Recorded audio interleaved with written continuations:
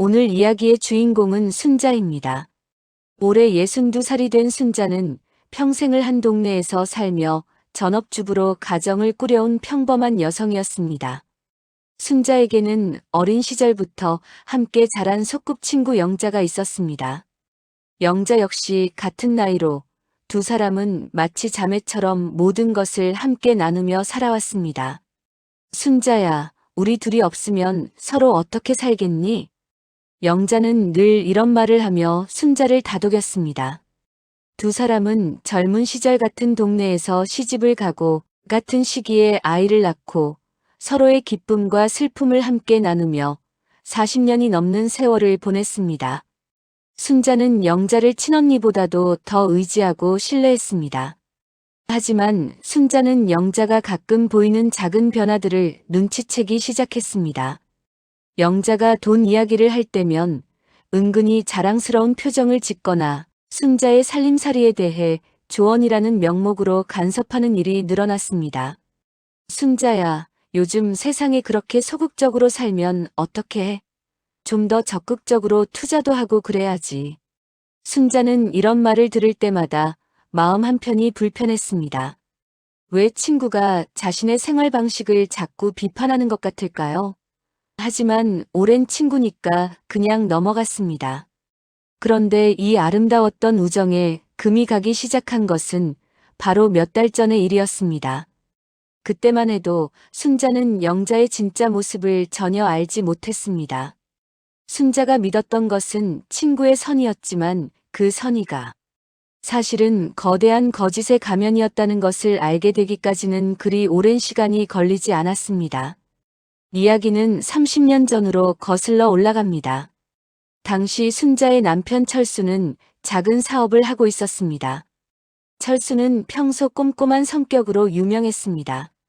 가계부는 물론이고 중요한 일은 모두 수첩에 기록해두는 습관이 있었습니다. 하지만 외환위기의 여파로 사업이 어려워지면서 결국 가게 문을 닫아야 했습니다. 빚더미에 앉은 순자네 가족은 하루하루가 막막했습니다. 여보, 이제 어떻게 해야 하나요? 순자가 울먹이며 말하자 남편 철수는 무거운 표정으로 대답했습니다. 걱정하지 마. 내가 어떻게든 해결해 볼게. 철수는 사업을 정리하면서 몰래 비상금을 마련했습니다. 가족이 어려운 상황에 처했을 때를 대비해 조금씩 모아둔 돈이었습니다. 하지만 이 돈을 집에 두기에는 불안했습니다. 특히 그 시절에는 은행 시스템도 지금처럼 안전하지 않았고 집에 큰 돈을 두는 것은 위험했습니다. 그래서 철수는 가장 믿을 만한 사람인 영자의 남편에게 이 돈을 맡기기로 했습니다. 형님, 이 돈을 잠시 맡아주시겠어요? 우리 순자 몰래 모은 돈인데 나중에 순자가 정말 힘들 때 쓸 수 있도록 도와주세요. 혹시 제가 무슨 일이 생기면 꼭 순자에게 전해주세요. 영자의 남편은 흔쾌히 돈을 맡아주겠다고 약속했습니다. 철수는 안도의 한숨을 쉬며 작은 통장의 날짜와 금액, 그리고 맡긴 이유까지 꼼꼼히 적어두었습니다. 또한 개인 일기장에도 이 일을 자세히 기록했습니다. 오늘 영자 형님에게 3천만 원을 맡겼다. 우리 순자를 위한 비상금이니 절대 다른 용도로 쓰이면 안 된다. 순자가 어려울 때를 위해 마련한 소중한 돈이다. 그런데 운명의 장난일까요? 그로부터 1년 후 철수가 갑작스럽게 교통사고로 세상을 떠나고 말았습니다. 순자는 하늘이 무너지는 슬픔에 빠졌습니다. 사랑하는 남편을 잃은 것도 모자라 경제적으로도 막막한 상황이었습니다. 바로 그때 영자가 나타났습니다. 순자야, 내가 도와줄게. 철수 오빠가 생전에 나에게 부탁한 게 있어. 영자는 순자의 손을 꼭 잡으며 말했습니다. 오빠가 만약의 경우를 대비해서 내게 돈을 맡겨놨대. 이제 너에게 전해주라고 했어. 순자는 깜짝 놀랐습니다. 남편이 그런 준비를 해뒀다니 정말 고마웠습니다. 영자야, 정말 고마워. 철수가 그런 생각까지 했구나. 하지만 영자가 건넨 돈은 1,000만 원이었습니다. 실제로 철수가 맡긴 돈의 3분의 1에 불과했습니다. 영자는 나머지 2천만 원은 이미 자신의 것으로 만들어버린 상태였습니다. 순자는 감격의 눈물을 흘리며 영자에게 감사 인사를 했습니다. 영자야, 너 같은 친구가 있어서 정말 다행이야. 이 은혜를 어떻게 갚지? 무슨 소리야? 우리 사이에 그런 말이 어디 있어? 철수 오빠의 마지막 부탁인데 당연히 도와줘야지. 그 후로 순자는 영자에게 더욱 고마워했습니다. 죽은 남편의 마지막 배려와 친구의 선의에 마음 깊이 감동받았던 것입니다. 하지만 영자는 이 선의가 거짓이라는 것을 알고 있었습니다. 자신이 실제로는 순자의 돈을 가로채고 있다는 사실을 숨기고 있었던 것입니다. 그로부터 30년이 지났습니다. 순자와 영자는 여전히 가까운 사이였습니다. 하지만 영자네 집안은 갑자기 경제적으로 여유로워졌습니다. 큰 아파트로 이사도 가고 아들을 해외 유학까지 보냈습니다. 영자는 점점 순자에게 우월감을 드러내기 시작했습니다. 순자야, 우리도 열심히 살았으니까 이런 복이 온 거겠지. 하지만 너도 좀 더 적극적으로 살았으면 더 나았을 텐데. 영자는 순자의 경제적 어려움을 알면서도 오히려 조언하는 척하며 상처를 주었습니다. 요즘 세상에 그렇게 보수적으로 살면 어떻게 해? 투자도 해보고 부동산도 알아보고 그래야지. 순자는 이런 말을 들을 때마다 가슴이 답답했습니다. 왜 친구가 자신을 무시하는 것 같을까요? 예전에는 이런 사람이 아니었는데 언제부터 이렇게 변했을까요? 그때도 왠지 모르게 마음 한편이 불편했어요. 하지만 오랜 친구니까 그냥 참고 넘어갔습니다. 영자는 심지어 순자의 집안일에도 간섭하기 시작했습니다. 순자야, 너희 아들 결혼 준비는 어떻게 되고 있어? 요즘 결혼 비용이 만만치 않은데 준비는 잘하고 있니? 이런 질문들은 순자에게 부담감을 주었습니다. 영자가 정말 걱정해서 하는 말인지 아니면 자신의 어려운 상황을 확인하려는 것인지 알 수 없었습니다. 드디어 영자의 아들이 결혼을 하게 되었습니다. 순자는 당연히 결혼식에 참석했습니다. 화려한 호텔에서 열린 결혼식은 정말 성대했습니다. 순자는 마음 한편으로는 부러우면서도 친구의 기쁨을 함께 나누려 했습니다. 영자야, 정말 멋진 결혼식이다. 아들이 좋은 신부 만나서 다행이야. 고마워, 순자야. 우리도 오랫동안 준비했거든. 아들 유학 비용도 만만치 않았는데 다행히 여유가 있어서 이렇게 할 수 있었어. 영자의 이런 말들은 은근히 자신의 경제적 여유를 과시하는 것 같았습니다. 그런데 결혼식이 끝나고 피로연이 한창일 때였습니다. 순자가 화장실에 다녀오는 길에 복도에서 영자의 남편과 그의 지인들이 나누는 대화를 우연히 듣게 되었습니다. 자네 정말 운이 좋았어. 그 돈 덕분에 아들 유학도 보내고 이 좋은 아파트도 샀잖아. 그러게 말이야. 순자네 남편이 맡겨놓은 돈이라니 정말 하늘이 준 기회였지. 3천만 원이나 되는 큰 돈을 그냥 가질 수 있다니 정말 횡재했어.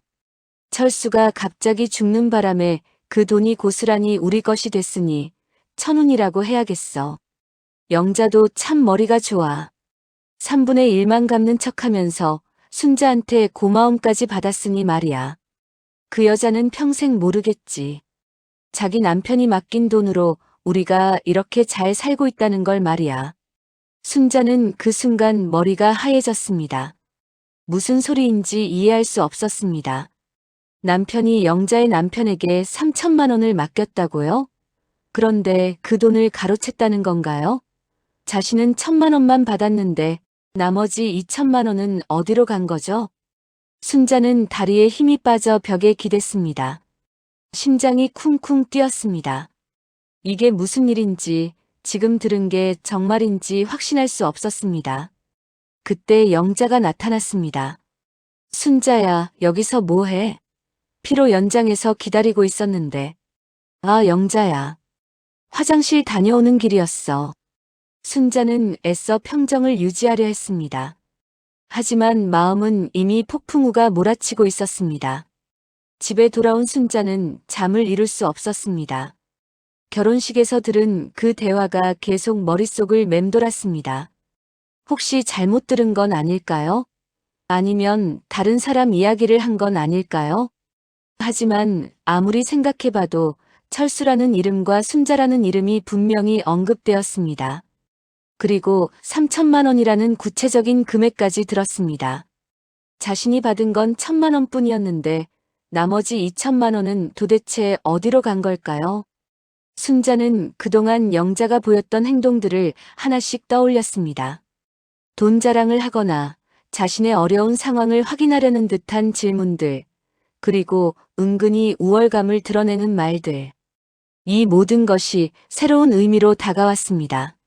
순자는 용기를 내어 영자에게 전화를 걸었습니다. 영자야, 내가 좀 물어볼 게 있어. 뭔데? 30년 전에 내가 나에게 준 그 돈 말이야. 우리 철수가 너에게 맡겨놓은 게 정말이야? 전화 너머로 잠시 침묵이 흘렀습니다. 순자야, 갑자기 그게 왜? 아니야, 그냥 궁금해서. 그럼 당연하지. 철수 오빠가 나에게 맡겨놨으니까 너에게 전해준 거야. 하지만 영자의 목소리에는 어딘가 어색함이 있었습니다. 평소보다 높은 톤으로 말하고 있었고 말끝이 떨리는 것 같았습니다. 순자는 더 이상 묻지 못하고 전화를 끊었습니다. 순자는 며칠 동안 고민했습니다. 정말 친구를 의심해도 되는 걸까요? 혹시 자신이 잘못 이해한 건 아닐까요?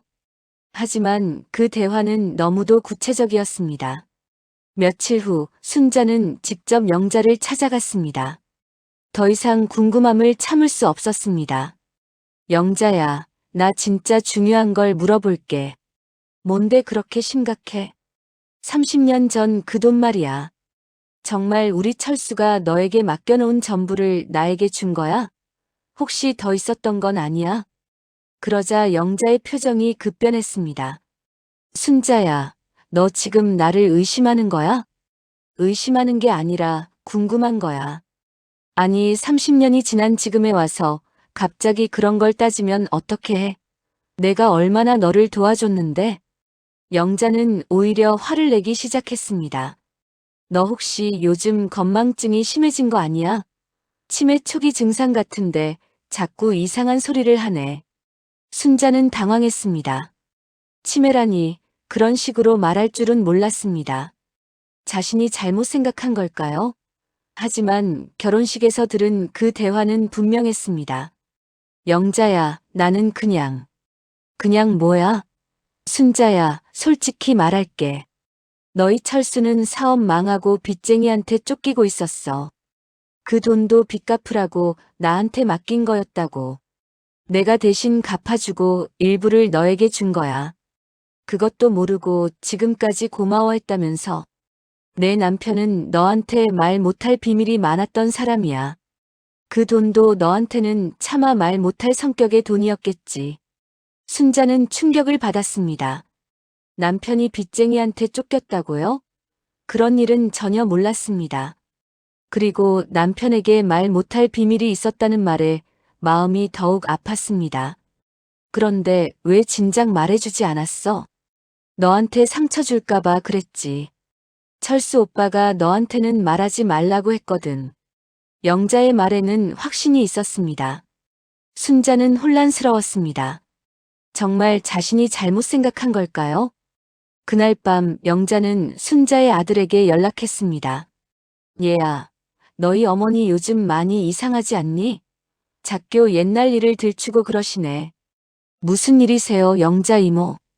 어머니가 30년 전 일을 자꾸 물어보시는데 기억에 문제가 있는 것 같아. 치매 초기 증상 같은데 한번 병원에 모시고 가보는 게 어떨까? 정말요? 저는 몰랐는데. 응, 조심스럽게 지켜봐. 그리고 어머니가 이상한 말씀하시면 너무 믿지 말고. 순자의 아들은 걱정이 되었습니다. 그 말을 들은 후로 어머니를 이상한 눈으로 바라보기 시작했습니다. 어머니, 요즘 건강은 괜찮으세요? 응, 괜찮아. 혹시 기억에 문제는 없으세요? 영자 이모가 어머니 걱정을 하시던데. 순자는 아들마저 자신을 의심하는 것 같아 더욱 마음이 아팠습니다. 영자가 자신의 아들에게까지 이런 말을 했다니 정말 충격이었습니다. 순자는 마음의 평정을 찾기 위해 남편의 유품을 정리하기로 했습니다. 그동안 차마 손대지 못했던 남편의 물건들을 하나씩 살펴보았습니다. 30년 동안 건드리지 않았던 남편의 오래된 책상을 정리하기 시작했습니다. 먼지가 쌓인 서랍들을 하나씩 열어보았습니다. 오래된 책상 서랍을 정리하던 중 맨 아래 깊숙이 숨겨진 작은 비밀 서랍을 발견했습니다. 그 안에는 낡은 통장 하나와 작은 일기장이 들어 있었습니다. 순자는 떨리는 손으로 통장을 펼쳤습니다. 그리고 그 안에 적힌 내용을 보고 깜짝 놀랐습니다. 영자 남편에게 맡긴 순자 비상금 마이너스 3천만 원이라고 적혀 있었습니다. 그리고 날짜까지 정확히 기록되어 있었습니다. 1995년 3월 15일. 순자는 서둘러 일기장을 펼쳐보았습니다. 그것은 남편의 개인 일기장이었습니다. 1995년 3월 15일. 오늘 영자 형님에게 우리 순자를 위한 비상금을 맡겼다. 3천만 원이나 되는 큰 돈이지만 우리 순자 몰래 모은 소중한 돈이다. 내가 만약 무슨 일이 생기면 순자가 힘들 때 꼭 전해달라고 부탁했다. 순자가 어려울 때 쓸 수 있도록 말이다. 절대 다른 용도로 쓰면 안 되는 돈이다. 순자는 더 읽어 내려갔습니다. 이 돈은 빚을 갚기 위한 돈이 아니다.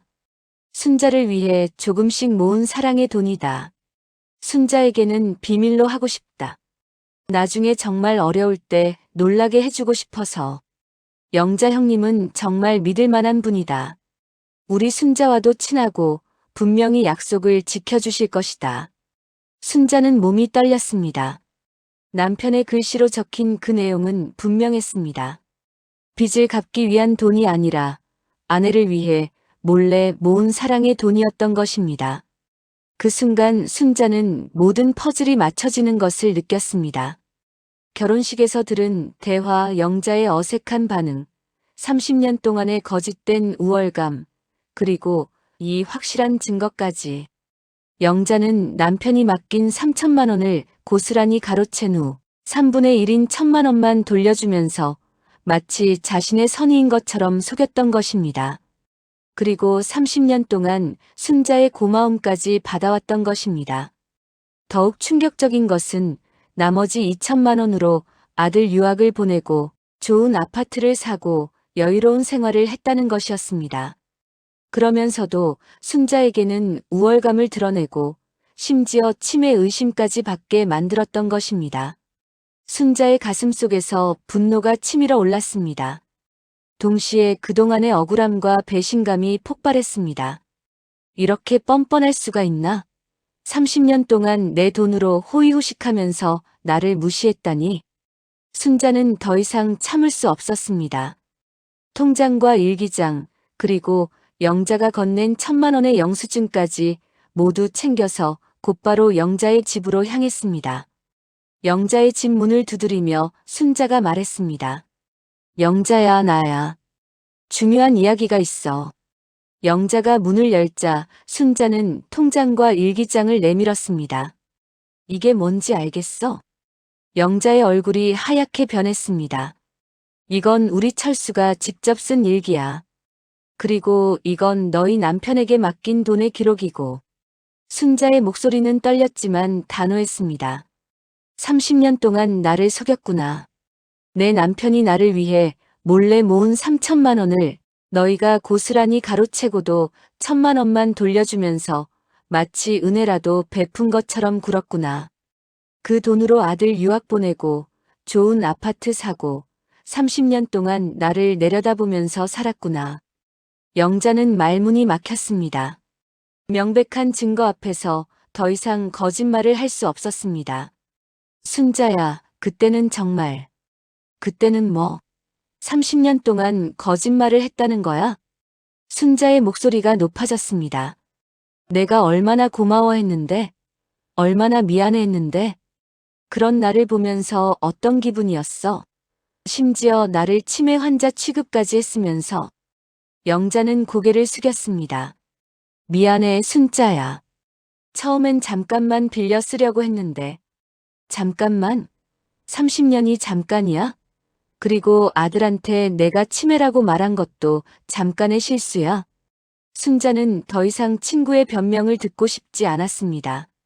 그 2천만 원으로 너희 아들 유학 보내고 좋은 아파트 사고 그동안 나한테 잘난 척하면서 잘 살았지?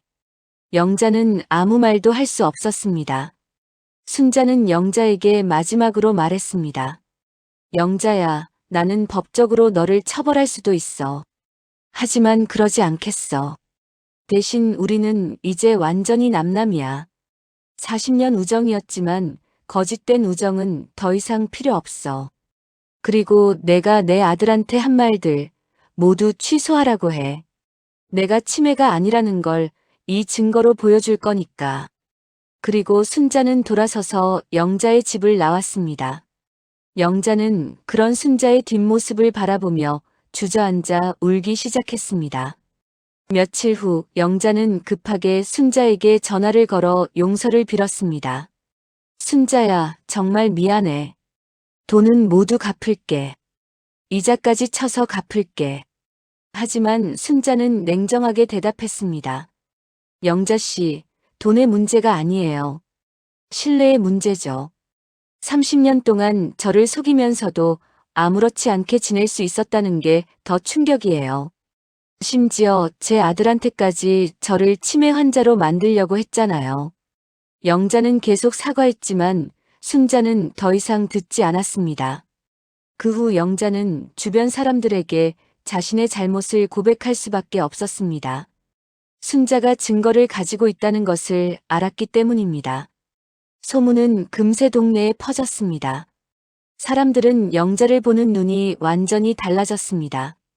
40년 친구를 그렇게 속였다니 어떻게 그럴 수 있어? 그 돈으로 아들 유학까지 보냈다면서. 정말 뻔뻔하네.